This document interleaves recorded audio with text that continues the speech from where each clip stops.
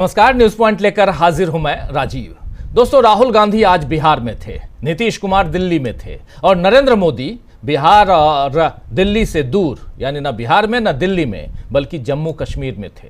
यानी कश्मीर से लेकर जम्मू कश्मीर कह दें, क्योंकि कश्मीर में नहीं थे, जम्मू में थे। तो जम्मू कश्मीर से लेकर बिहार तक आज सियासी हलचल मची रही। नरेंद्र मोदी तो चिनाब पर बने पुल का फीता काटने और वंदे भारत ट्रेन को हरी झंडी दिखाने पहुंचे थे और तिरंगा लहराने पहुंचे थे। जहां भाषण देते हुए मोदी ने पाकिस्तान को खूब खरी खोटी सुनाई। नरेंद्र मोदी ने कहा कि पाकिस्तान जब ऑपरेशन सिंदूर का नाम सुनेगा तो उसे अपनी हार याद आएगी। लेकिन ये सब कहते हुए मोदी ने यह नहीं बताया कि आखिर ऑपरेशन सिंदूर को एकदम से रोका क्यों गया। जब पाकिस्तान हार ही रहा था तो उससे हार कबुलवा ही लेते, क्यों नहीं हार कबुलवाई? क्यों शहबाज शरीफ को यह कहने का मौका दिया कि हमने 71 का बदला लिया है? क्या यह सब ट्रंप के कहने पर मोदी ने किया?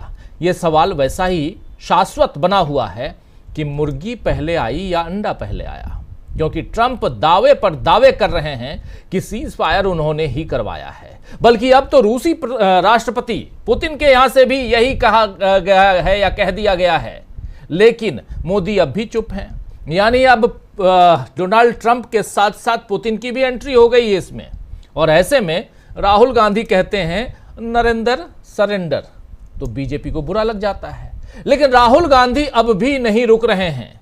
आज भी राहुल गांधी ने यही बात एक नहीं बल्कि कई बार यही बात बिहार की धरती से भी कही है। नरेंद्र सरेंडर, आखिर आपने नरेंद्र मोदी जी आपने सरेंडर क्यों किया? और आपका ट्रंप के सामने झुकना ये क्या मायने रखता है? और अगर ट्रंप ऐसा कह रहे हैं और सही नहीं है, गलत है, तो आप क्यों नहीं कहते हैं कि ये गलत है? आइए जरा सुन लीजिए। आज फिर राजगीर में, बिहार में नालंदा, फिर राजगीर में, और ये एरिया ऐसा है जिस एरिया में तूती बोलती रही है नीतीश कुमार की। लेकिन उनके एरिया में, उनके क्षेत्र में अगर राहुल गांधी पहुंचते हैं तो नीतीश बाबू दिल्ली क्यों आ जाते हैं, उस पर भी बात करेंगे। लेकिन पहले राहुल गांधी को सुनिए। ट्रंप साहब ने 11 बार बोला है, 11 बार, कि मैंने नरेंद्र मोदी को सरेंडर करवा दिया। 11 बार बोला है पब्लिक में। नरेंद्र मोदी जी चू नहीं कर पा रहे हैं। नरेंद्र मोदी ये नहीं बोल पा रहे हैं कि ये जो ट्रंप है ये झूठ बोल रहा है, क्योंकि वो सच्चाई है। और मुझे मालूम था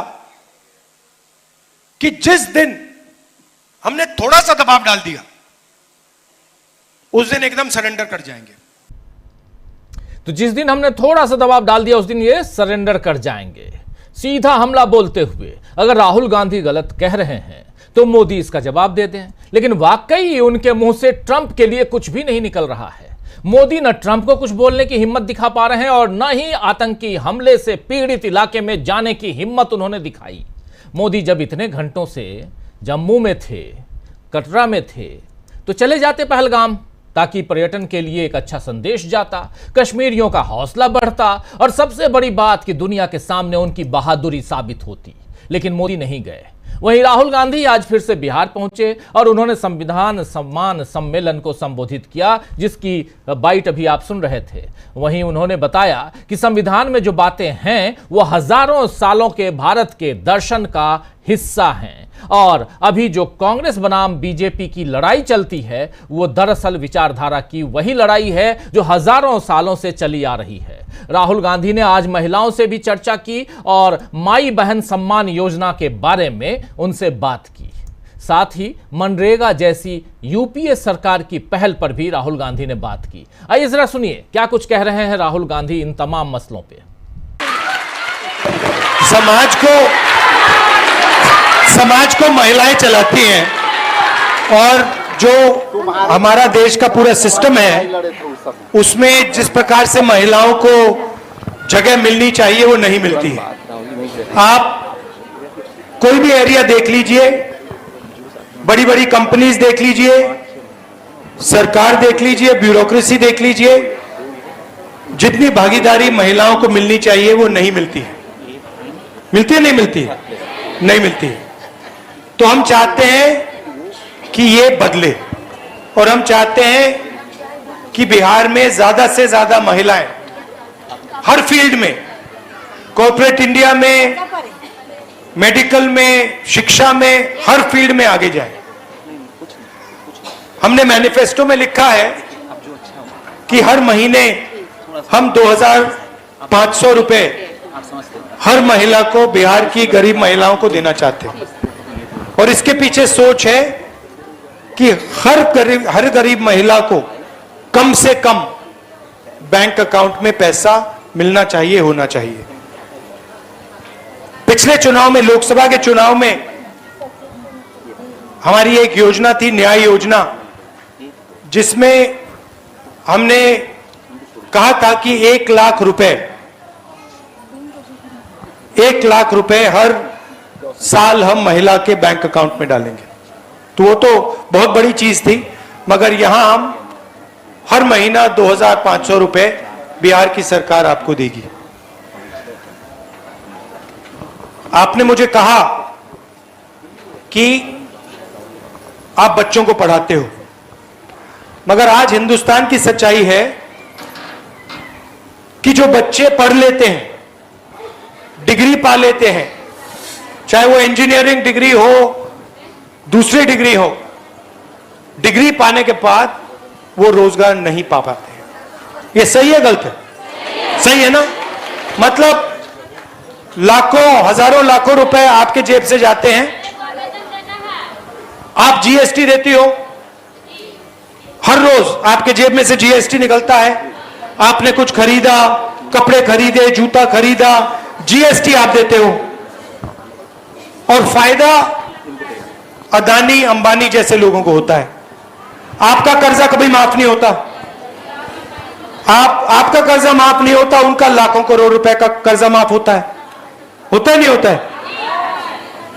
आपको बैंक लोन भी नहीं देगा, आपको साहूकारों से बैंक लोन लेना पड़ता है, 10%, 15% पे लेना पड़ता है। अरे यस सर, है ना? तो आप जीएसटी का पैसा देते हो, आप फिर बच्चों की शिक्षा का पैसा देते हो, फिर आप जब कोई बीमार होता है प्राइवेट अस्पताल में पैसा देते हो। महंगाई बढ़ती जा रही है, तो आपके जेब में पैसा कम होता जा रहा है और उनके जेब में पैसा बढ़ता जा रहा है, बढ़ता जा रहा है, बढ़ता जा रहा है। ये हम बदलना चाहते हैं। तो सुन रहे थे आप यहां पर राहुल गांधी सीधे सीधे अपनी बात रखते हुए महिलाओं के बीच और एक एक मसले को यहां उठाते हुए, एक एक बात उनको समझाते हुए कि अगर हमारी सरकार आएगी तो हम क्या करेंगे। 2,500 रुपए हर महीने हर महिला के खाते में देंगे, जो योजना इनकी दूसरे राज्यों में चल रही है, जहां बीजेपी नहीं बल्कि कांग्रेस की सरकार है, या कांग्रेस और इंडिया गठबंधन कह लें तो इंडिया गठबंधन की सरकार है। जैसे पड़ोसी राज्य झारखंड में, वहां भी मैया सम्मान योजना, यहां पर मां बहन योजना, सम्मान योजना जो लेके आ रहे हैं, इन्होंने कहा है। और ऐसे ही दूसरे राज्यों में जो वादे इन्होंने किए थे, उन वादों को यहां कह रहे हैं कि हम पूरा करेंगे, चाहे वो मनरेगा की बात हो या जीएसटी की बात हो, हर बातें यहां पर, और नौकरी की बात, सब महिलाओं के बीच आज राहुल गांधी गया में कर रहे थे। आज गया पहुंचने के बाद राहुल गांधी माउंटेन मैन, जी हां, दशरथ मांझी, सुना होगा आपने नाम, जिन्होंने पहाड़ को चीरकर, कह सकते हैं, सड़क बना दी थी। तो वही माउंटेन मैन दशरथ मांझी के घर पहुंचे राहुल गांधी, जिसके बारे में उनकी पोती ने क्या कुछ कहा है, दशरथ मांझी की पोती ने क्या कुछ कहा है, आइए जरा वो भी सुन लेते हैं। राहुल गांधी आए यहाँ पे, जो बाबा के घर है दशरथ मांझी के, आए बेचारा पावन धरती पर, तो बोले कि बहुत लोग आते, तो मेरा भी मन पसंद हुआ, तो मैं भी आए देखने के लिए कैसा बाबा के घर है, कैसा पहाड़ फोड़े, किस तरह से पहाड़ फोड़े, तो देखे, पहाड़ भी देखे जाके वहाँ, और यही बातचीत किए कैसे पहाड़ फूटा। तो हम लोग बताएं अपना स्थिति कि मेरा दादी खाना पानी लेके जा रही थी, तो पहाड़ से टक्कर होके गिर गई, तो पहाड़ फूट गए। अच्छा, आप लोगों से, बच्चों से भी मुलाकात की, आपने उनको क्या कहा? जी, आपने उनको क्या कहा जब बच्चों से मुलाकात की और बातचीत हुई? जी, बच्चों से मुलाकात किए तो वही बातचीत किए हैं कि बच्चा कौन क्लास में पढ़ रही है, पढ़ाई के बारे में पूछा। तो मेरे बच्चे बोली कि हम 6th क्लास में पढ़ रहे हैं सर। तो बोला पढ़ लिख के क्या बनेगी? तो बोले कि हम डीएम बनेंगे। अच्छा, तो बोले हैं, वो हंसने लगी राहुल गांधी जी। तो बोले, आपने क्या कहा?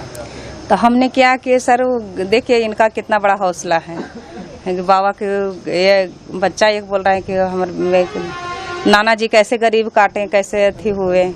तो कल के डीएम बन के क्या करेंगे? तो कल के हम गरीब के बच्चा के देखेंगे और भीख मांगता है जिसका हम सहारा लेंगे, मेरा बच्चा बोला। और राहुल गांधी ने क्या जी कहा? वही बोला, पूछा राहुल गांधी कि अब डीएम बन के क्या करेंगे? अच्छा, तो बोला कि हम गरीब के सहारा बनेंगे, गरीब के खाना दिलवाएंगे, घर दिलवाएंगे, ऐसे बोला। तो बोले हैं कि कुछ मदद करने की बात जी की? जी हाँ, बोले हैं कि तो हम बोले कि सर आप आइए कि आप देख रहे हैं। हाँ, तो हम कहें आप बोलने की बात नहीं है, हम देख रहे हैं स्थिति किस तरह से गुजर रहे हैं, ऐसे हो रहे हैं। क्या नाम हुआ मैम? मेरा नाम अंशु कुमारी है। आप कौन लगी दशरथ मांझी जी? पोती है उनका। पोती है। तो दशरथ मांझी की पोती अपने बाबा की बात बता रही थी और यहां आए थे राहुल गांधी उनसे मिलने। तो कुल मिलाकर एक दिन के बिहार दौरे में राहुल गांधी ने फिर नई हलचल मचा दी है। और खास बात यह है कि राहुल जब बिहार में थे तो नीतीश कुमार का अचानक दिल्ली आने का कार्यक्रम बन गया। उन्हें अपनी पार्टी के सांसद के गृह प्रवेश में शामिल होना था, लेकिन क्या यह दौरा सियासी मकसद से भी है? इस पर भी सवाल उठ रहे हैं, क्योंकि नीतीश जब भी दिल्ली आते हैं कुछ ना कुछ बवाल हो ही जाता है। पिछली बार वो एनडीए की बैठक में आए और उससे पहले एक दिन पहले नीति आयोग की बैठक थी, जिस बैठक जब वो दिल्ली पहुंच गए एक दिन पहले, यानी 2 दिन का उनका कार्यक्रम, नीति आयोग की बैठक में नहीं गए। और दूसरे दिन जब एनडीए की बैठक में पहुंचे तो बीच में ही बैठक को छोड़कर वो निकल लिए। ये नीतीश बाबू हैं। उसके पहले 2-3 बार नीतीश बाबू दिल्ली आए, नरेंद्र मोदी और अमित शाह से नहीं मिले और चले गए। और अब दिल्ली आए हैं जबकि मोदी कश्मीर में थे। तो कश्मीर से बिहार वाया दिल्ली जो सियासी उठापटक चल रही है, उसी की हम चर्चा करेंगे, कश्मीर की चर्चा भी करेंगे। लेकिन उससे पहले एक बाइट और सुनाना चाहता हूं राहुल गांधी की, जिनसे मीडिया के लोगों ने जब पूछा तो उन्होंने क्या कुछ कहा है, ये आइए जरा सुन लीजिए। नरेंद्र सरेंडर, उस पर काफी बवंडर मचा हुआ है, क्या कहेंगे सर? क्या हुआ है? आपने कहा नरेंद्र सरेंडर, हाँ, इस पर काफी राजनीतिक बहस हो रही है। हाँ, जी, क्या कहेंगे? तो इसमें मतलब सवाल क्या आपका? सवाल है कि मतलब Trump, president of United states, Trump ने 11 बार बोला है कि उन्हें उनके दबाव पर नरेंद्र मोदी जी रुके थे। तो मैं तो वही बोल रहा हूँ जो ट्रंप जी बोल रहे हैं, 11 बार बोला है। नरेंद्र मोदी जी ने ट्रंप के कमेंट के बारे में कोई बयान नहीं दिया। नरेंद्र मोदी जी को कहना चाहिए कि ट्रंप झूठ बोल रहे हैं। Thank you. तो यहां सुन लिया आपने, साफ साफ कह रहे हैं कि कौन झूठ बोल रहा है ये बता दे। या तो नरेंद्र मोदी झूठ बोल रहे हैं या ट्रंप झूठ बोल रहे हैं। नरेंद्र मोदी बता दें 11 बार उन्होंने क्यों कहा, 1 बार नहीं, 2 बार नहीं, 11 बार। और अब तो रूस से भी ये खबर आ रही है कि रूसी राष्ट्रपति और इधर डोनाल्ड ट्रंप यानी अमेरिकी राष्ट्रपति के बीच जो बातचीत हुई, 75 मिनट की बातचीत, उस बातचीत में भी कहा गया और इसका खुलासा कल कर दिया था तो रूस ने। तो आखिर ऐसा क्यों है? इन सब के बीच उधर प्रधानमंत्री आज जब उद्घाटन करने, रेलवे उद्घाटन करने कटरा से श्रीनगर के बीच का जो रेलखंड है उसका उद्घाटन करने के लिए जब पहुंचे, कटरा पहुंचे, तो वो तिरंगा लहराते हुए नजर आए, फ्लैग ऑफ जो किया जाता है वो करते हुए नजर आए, सब कुछ था। लेकिन और अपनी पीठ थपथपाते हुए भी नजर आए। कांग्रेस पार्टी के सांसद जयराम रमेश ने एक ट्वीट किया, ये देखिए, ये अकेले, हाँ तस्वीर आप अकेली देखेंगे, और उनकी तस्वीर में उनके साथ जो इंजीनियर जो वहाँ इस पुल को के बारे में बताने के लिए गया है वो 5 फीट पीछे जरूर रहा है, इसलिए क्योंकि फिर साहब जो हैं वो तस्वीर में अकेले नहीं आते, अगर 2 लोग साथ साथ होते तो। चलिए, ये सब यहाँ कहने की ज़रूरत नहीं है, आप सब अच्छी तरह से जानते हैं नरेंद्र मोदी कितने फोटो खिंचवाने में माहिर हैं और बिल्कुल वैसी तस्वीरें ही देते हैं हम लोगों के बीच जिसको दुनिया देखे। लेकिन जो काम कर रहे हैं नरेंद्र मोदी, क्या ये नरेंद्र मोदी का किया हुआ है? जो ये कटरा से रेल लाइन जम्मू कश्मीर में श्रीनगर तक ये जो पहुंची है वो क्या नरेंद्र मोदी के कारण है? आज जयराम रमेश ने ट्वीट किया है, जरा ऐतिहासिक तथ्य है यहाँ पे, जरा उसको आपके सामने रखना चाहता हूँ, फिर चर्चा की शुरुआत करेंगे। जरा स्क्रीन पे ले आइए उस ट्वीट को और जयराम रमेश उस ट्वीट में साफ साफ, चलिए जब तक स्क्रीन पे आए मैं आपको पढ़ के ही बता दे रहा हूं। उसमें बताया गया है कि 272 किलोमीटर लंबी उधमपुर श्रीनगर बारामूला रेलवे लाइन, जिसको USBRL कहा जाता है, कि टाइमलाइन देखनी चाहिए और समझना चाहिए कि मार्च 1995 में PV नरसिम्हा राव सरकार ने इसे मंजूरी दी। 1995 में इसकी मंजूरी मिली। मार्च 2002 में अटल बिहारी वाजपेयी सरकार ने इसे राष्ट्रीय परियोजना घोषित किया। उसके बाद 13 अप्रैल 2005 में प्रधानमंत्री डॉक्टर मनमोहन सिंह ने जम्मू और उधमपुर के बीच 53 किलोमीटर लंबी रेल लिंक का उद्घाटन किया।